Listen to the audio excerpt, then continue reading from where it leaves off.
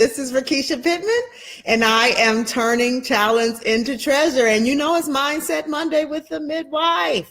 So I have got to tell some truth. I did a live last week that was pretty popular. And today I'm going to do the flip side of that, okay? So you might want to unbuckle your seatbelt because it's going to make you want to run around, do a backflip, throw a shoe, throw something at me. Because if you've ever been a speaker and you've experienced any of the things that I'm about to say to you, you are going to want to virtually high-five me. All right, so here we go. Are you ready? Prepare yourself. Please don't invite me to speak if, and this is how to make a speaker never, ever, ever, ever, ever want to come back. I'm going to break this down. Make sure that you are not guilty of this if you ever plan on hosting anybody for your event to your own detriment. All right, here we go, y'all. Let's get in. Number one, you are only a fan. So what I'm trying to say about that is you have no plan, no strategy. You just want to just kick it. You just want to hang out with somebody. You admire them. You may have seen them somewhere and you're just a fan. So you're saying, oh, I'm going to invite you to speak and I'm going to have you to come to my event. And there is no plan. You did not think about how to host them. It might be your first time doing so. Please, like if you want somebody to respect you, don't come as a fan. Put a master plan together. One of the biggest compliments I ever got was from a group who actually took a few years to invite me. They fundraised, they put things together. When they finally had me out, it was one of the most memorable, best experiences I could have had because they actually planned to have me. They planned to treat me right. They planned to bring me right. So, you know, every single time they asked me to speak, my answer was going to be yes, because even though they wanted what I had, they were not going to risk their reputation and their relationship with me doing things too soon and blowing it. All right. So if you're a fan, plan. You can admire somebody's work, but plan. Number two, this is big. You don't know how to delegate. So you are doing the catering and the decorating and the hosting and the emceeing and you're a keynote and you're babysitting. You're just doing it all. So there are people who do not know how to properly delegate. So then you make your speaker. If your speaker is like me and they like order, let me not cut up too much, and they like order, right? They're going to want to pitch in and help. So if you don't know how to delegate, you might need to get a team in place before you call somebody to speak for you. Here's a big one. You have no strategy for hospitality. Woo! This is a big one. And you do not have to have the gift of hospitality to have this together. So when I used to host conferences, I would actually bring on somebody who had this particular skill set. And people loved it because they knew how to take care of people very, very well. So here's some ways to tell if you don't have a strategy for hospitality. You pick me up and you put me in a dirty car.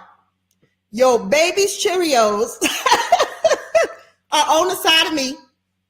You have to move stuff out the way for me to have a seat. You didn't have time to get the car washed, whatever it is. You do not have the gift of hospitality. If my flight comes in at 6:23 a.m. and it's 10 o'clock and you still have not picked me up from the airport, you have a delegation issue and a hospitality issue. Or you're running late to every single thing we have to do. And so I'm dressed and I'm waiting and I'm waiting and I'm waiting and I'm trying to pray and I'm trying to be patient, but my nerves is bad. You know what I'm saying? Don't act, please don't. Here's another one. So, okay, I'm a woman, right? And not only am I a woman, but I'm a little bit cute. I think I am. So you take me to a hotel that's not safe.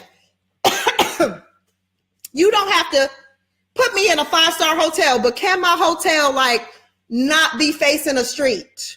And can people not be hanging out all night in front of my hotel room while I'm trying to get some sleep? Can it actually not be music playing all night long? I'm saying you're taking me to an unsafe place. So many hotels, probably $89, $99 a night. You can get somewhere safe. You know what I'm saying? At least have breakfast. Something going on down there. All right. Also, if you don't have a strategy for hospitality, so this has happened to me. So you drop me off We did not stop to get anywhere to eat, anything to eat. And I don't have any way to get food or water. I've had to walk to gas stations to get water and snacks because the person who was hosting me did not have a gift of hospitality. Now, I'll pack something in my bag, but what I'm saying is, you know how they don't let you take water? Can you give me some water, Miss Lisa? You know how they don't let you, thank you, take water on the flight, right? So when I get there, I'm going to need some hydration. And if you didn't at least like stop by Walmart or a convenience store or something, I'm going to have to figure it out. And at most hotels, if you go to their concessions, it is going to cost you. So work on your hospitality. And if it's not your gift, get somebody to do it. Here's a big one. Here's a big one, you guys. You cannot be honest. So you over exaggerate how many people are going to come to your event. So did you really make me print out 500 copies of my presentation and it was like 2 people there? Yes, I got the red cup on this one, honey, because this is what I have to do when I go out of town sometimes. Okay, so you over exaggerated. You were not right, or you even over exaggerated on your speakers. I've seen that happen too. So somebody's supposed to show up and they just didn't show up every time. I'm just saying. And this is another one that's big, y'all. Look, I am not a diva. I am not a female version of a hustler. But I'm going to say this. Don't let your budget be a surprise to me on the last day of the event. You knew that you needed Jesus before we got to the last day of that event. So if you tell a speaker that you are going to pay them a certain amount or give them something, don't let them get all the way on Southwest taking off to figure out that you weren't going to do right by them when you could have said something. Be honest. Not every event I go to, it's the truth. Not every event I go to is about money, but like, don't do me. You know what I'm saying? Be honest, because there could have been a strategy put in place before we got to that point. There's things that can work out. Don't misuse your relationship and don't assume that you have a relationship with people that you really don't. Okay, so don't do that. Also, this is a big one, and I'm gonna get out because I know y'all got stuff to do. This right here, if you don't ever want me to come back, do this. Don't know when to put the speaker up. Why I got to wait for 4 hours before I got to say something? I'm tired. Yeah, this is especially when people have a whole lot of people on program, okay? If you got 30 people on the program, and we know you did that because you're trying to fill up the seats, and ain't nobody. Now, if it's a church scene, we know everybody giving $1. Okay, let me behave. I'm not behaving today, okay? But you want me to speak, and I'm supposed to bring a powerful speech or a powerful message, and I'm tired, and I need somebody to go give me some water because I've been here all night long. Okay, so I'm tired. My mouth is dry. I had something to say 2 hours ago, and I'm still waiting. Or your speaker doesn't know when they're coming. Hey, let's put some better quality together. People might actually show up to what you're giving if you didn't do all of these violations. How about start on time, regardless of who's there? That's another big issue.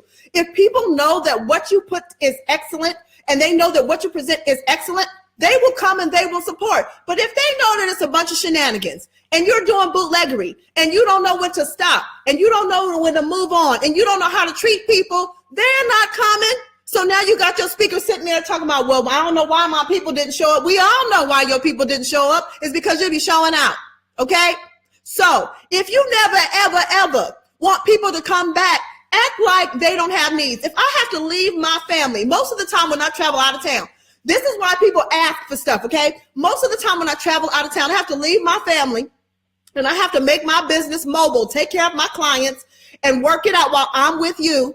And I don't have basic amenities to be okay to do that, then you're making me feel like you don't care about me as a speaker and you never had a plan and you could care less. And you might not really feel that way. So let's be honest. If you are a conference host or a conference planner, let's be honest and put the proper people in place to make sure that when you give an invitation, they will not say decline because you don't know how to host somebody. How about let's start hosting people right at the house?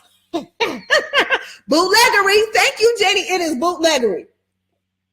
So if you host people at your house right, you'll probably host them at an event right, okay? So please don't be guilty of doing these things because you will find that you won't be able to get a good speaker because speakers talk I have been through it, and I'm not high maintenance, but I remember if you treated me kind of bad when you brought me out. Okay, so let's do better this year, and let's make sure that we host people very, very, very well.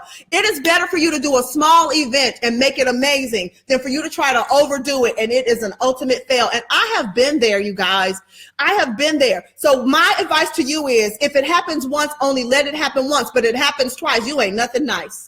All right, you guys, this is Rakisha Pittman, and I am turning talents into treasure, and I'm out here trying to help the people do better. Don't put your reputation on the line like that, because I won't be back. No more, no more, no more, no more. All right, you guys, have a wonderful Monday, and hats off to you if you are a great host and you treat your speakers well. I'll absolutely come back. But if not, you won't see me except on Facebook. All right, you guys, have a wonderful day, and you know what to do. I will talk to you soon. Bye.